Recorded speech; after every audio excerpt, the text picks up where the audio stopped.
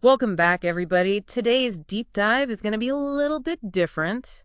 We're going to be looking at marketing mishaps. Oh, this is going to be fun. It is going to be fun. We all love to see these big companies make mistakes. Right. Like even the best of the best. Sometimes they just totally miss the mark. Yeah. And, sometimes it's more fun to learn from those mistakes than from the successes. Absolutely. You can really see what not to do. Exactly. So, the inspiration for today's deep dive is this French marketing blog article we found. Yeah. And it highlights 15 infamous marketing failures. And we're talking some really big names here. Oh, yeah.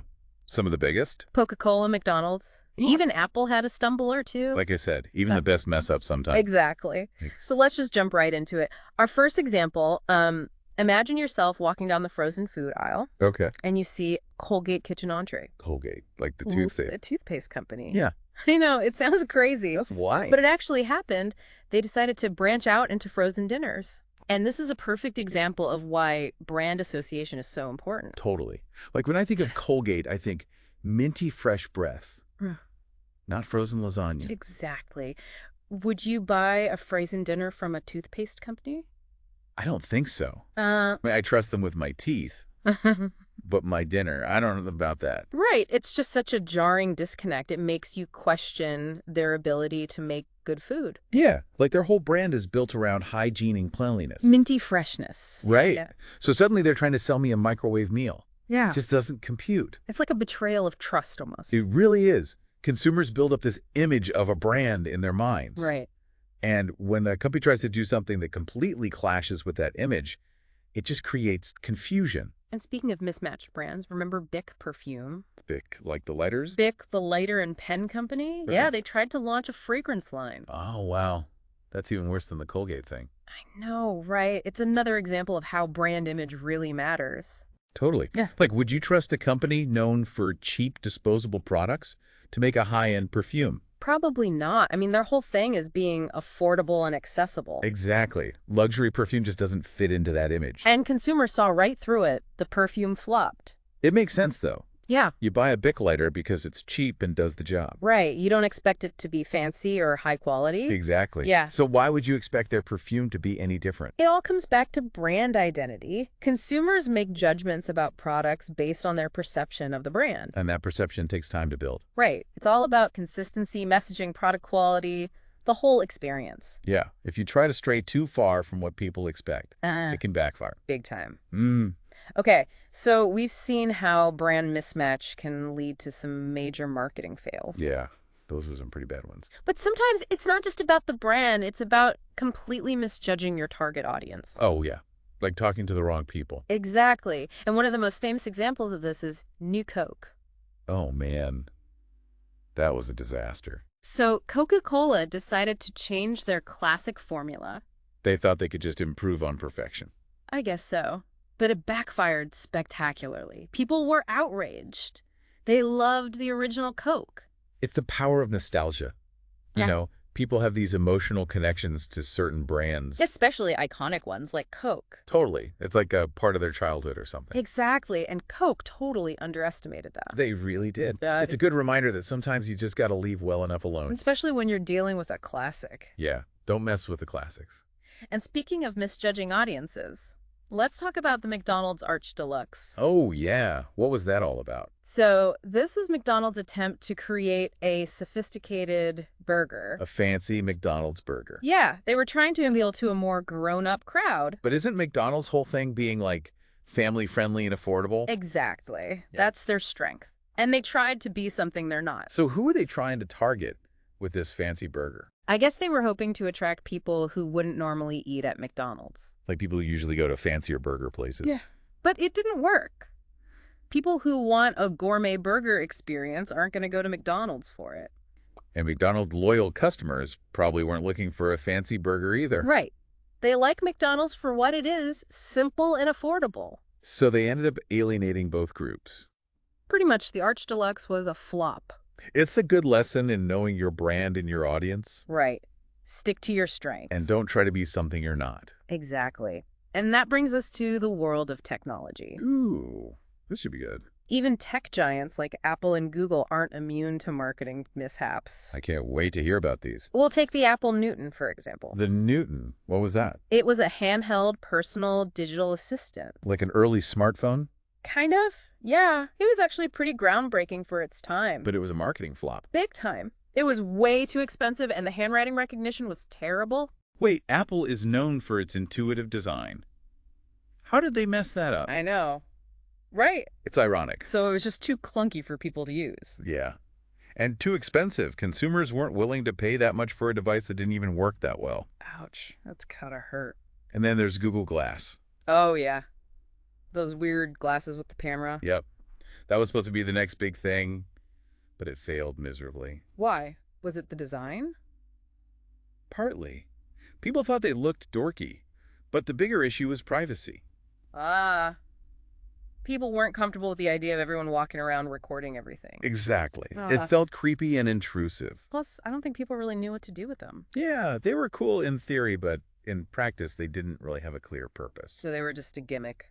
Pretty much. The Yeah. cyborg chic look never really caught on. Well, it's a shame because the technology itself was pretty impressive, It was. But sometimes being too far ahead of the curve isn't a good thing. especially if you don't address the practical concern. Exactly. Like in this case, privacy was a huge issue that Google just didn't seem to take seriously enough. And that ultimately led to the downfall of Google Glass.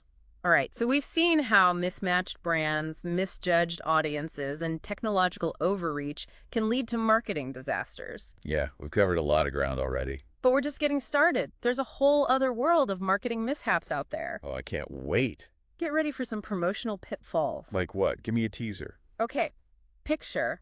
This Pepsi launches a promotion in the Philippines where winning numbers are printed under bottle caps. Sounds pretty standard. But here's the catch. They accidentally print hundreds of thousands of winning bottle caps.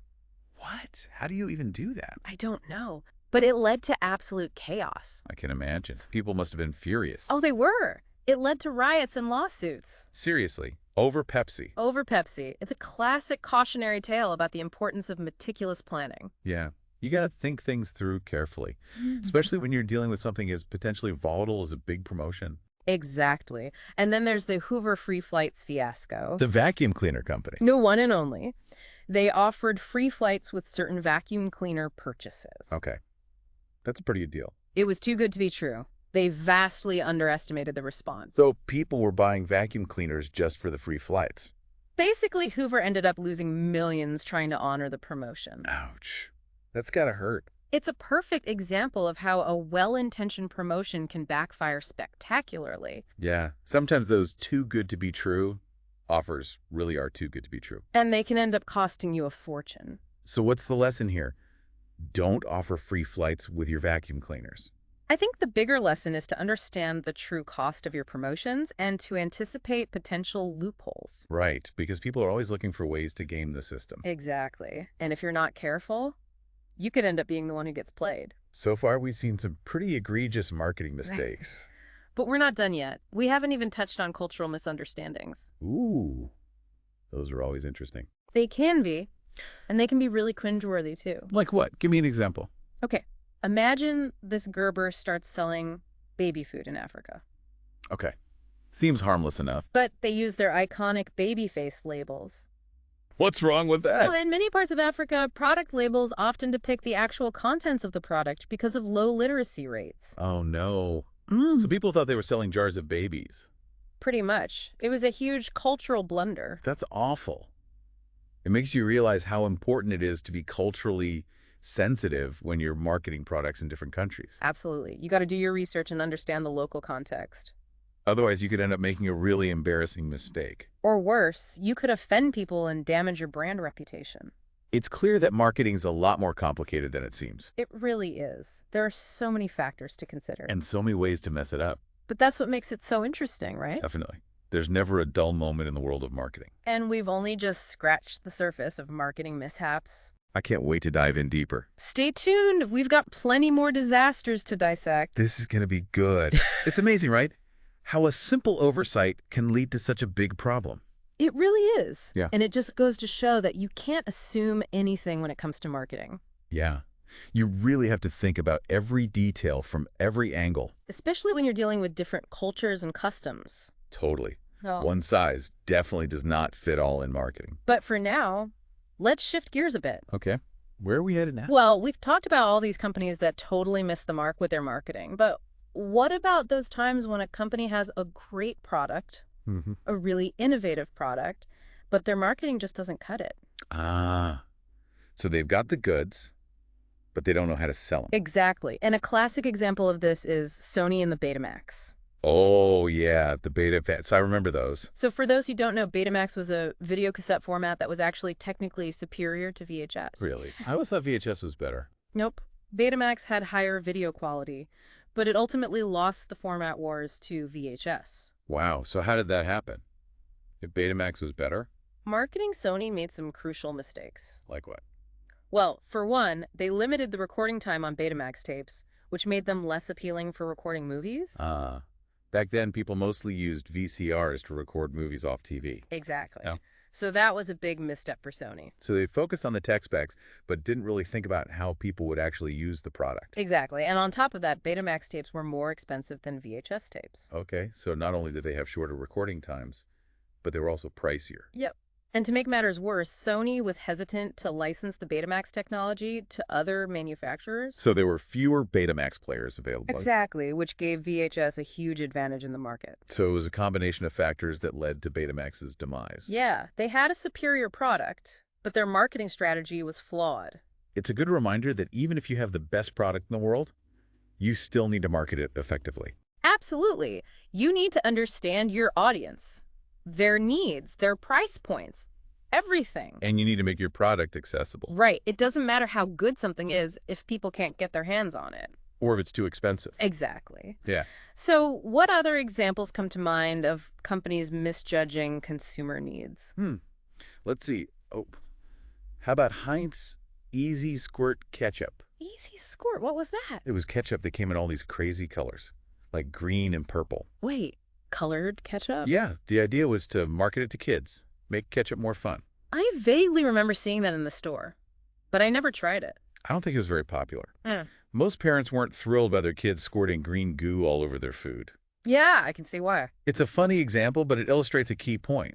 What's that? They targeted the kids, but forgot about the parents. The gatekeepers of the family budget. Exactly. Kids might have been excited about purple ketchup, but ultimately it's the parents who decide what goes in the shopping cart.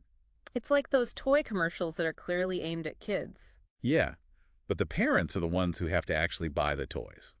So you gotta market to both audiences. Definitely. You got to appeal to the end user, but also to the decision maker. Good point.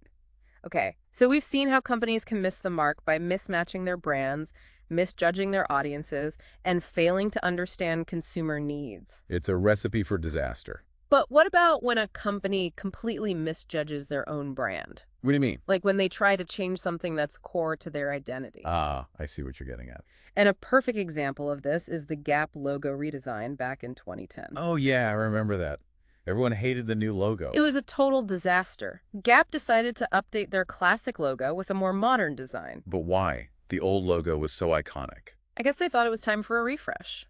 But they underestimated the emotional connection people had with the old logo. Absolutely. Social media went crazy. There were even petitions to bring back the old logo. It was like people felt personally attacked by the new logo. Yeah, it was that bad. And Gap quickly realized they made a huge mistake. So what did they do? They reverted back to the original logo within a week. Wow. Talk about a quick turnaround. They had no choice. The backlash was too intense. It's a good lesson in knowing when to leave well enough alone. Right. Sometimes those classic brand elements are just too precious to mess with. Especially when your customers have such a strong emotional attachment to them. And speaking of iconic brands, let's talk about BlackBerry. BlackBerry. Weren't they huge back in the day? They were, but they failed to adapt to the changing market. What happened? Well, they were known for their physical keyboards and their appeal to business professionals. Right. The BlackBerry was the ultimate business phone. But then the iPhone came along and everything changed. The iPhone was all about touchscreens and apps. Exactly. And BlackBerry tried to compete with the iPhone by releasing the BlackBerry Storm. The Storm. Was that their touchscreen phone? Yep. But it was a flop. Why? What was wrong with it? Well, for one, The touchscreen wasn't very good. So they tried to imitate the iPhone, but didn't get it quite right. Exactly. And the software was buggy. So it was just a bad phone overall. Pretty much. It didn't live up to the hype. And I bet it alienated their core audience, too. Yeah, BlackBerry loyalists were used to physical keyboards and a certain way of interacting with their phones. The storm was probably a huge departure for them. It was, and it didn't go over well. So BlackBerry tried to be something they weren't, and it backfired. That's the lesson here. Companies need to stay true to their strengths. And they need to understand what makes their products unique. Exactly. If you try to imitate your competitors without really understanding your own brand, you're setting yourself up for failure. So far, we've seen how companies can make some pretty big marketing mistakes. From mismatched brands to misjudged audiences to technological overreach. It's been a wild ride. But we're not done yet. There's a whole other layer to this conversation that we need to explore. Oh, what's that? The ethics of marketing. Ooh, that's a good one. Sometimes marketing campaigns cross a line. A line they shouldn't cross. Exactly. And it can have serious consequences. I'm intrigued. Tell me more. It's a really important topic, and it's something that a lot of companies struggle with. Yeah, finding that balance between being creative and being responsible. Exactly. So let's dive into some examples of marketing campaigns that have crossed that ethical line. Okay, I'm ready. Well, we talked about Fiat's love letters earlier. Right. The ones they sent to women anonymously. Yeah, that was a major ethical misstep. Definitely. It was creepy and invasive. It made women feel uncomfortable and unsafe. And it just wasn't a smart marketing tactic either. No, it totally backfired. It makes you wonder how that campaign even got approved. Right. Like, didn't anyone stop and think, hey, maybe this isn't such a good idea? It's a good reminder that companies need to have a strong ethical compass. Absolutely. You can't just chase profits at all costs. You have to consider the impact your actions will have on people. And speaking of ethical considerations, we can't forget about Calvin Klein's history of controversial ads. Oh, yeah.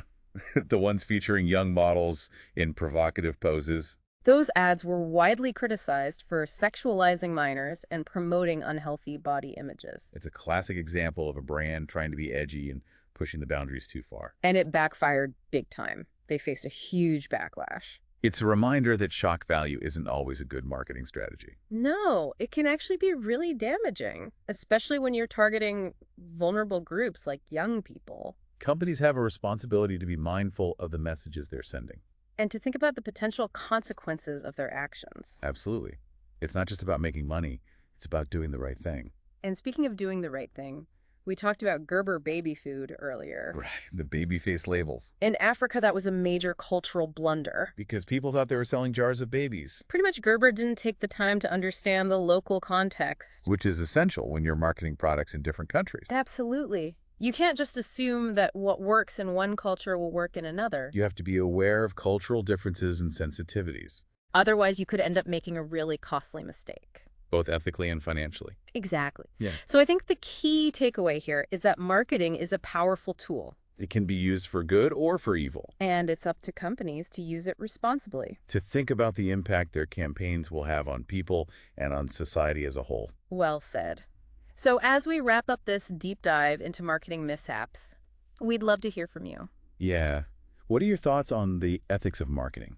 What surprised you the most during our conversation today? Share your insights with us on social media. We'd love to continue the conversation. And until next time, remember, marketing is about more than just selling a product. It's about making a positive impact on the world. We'll see you in the next deep dive.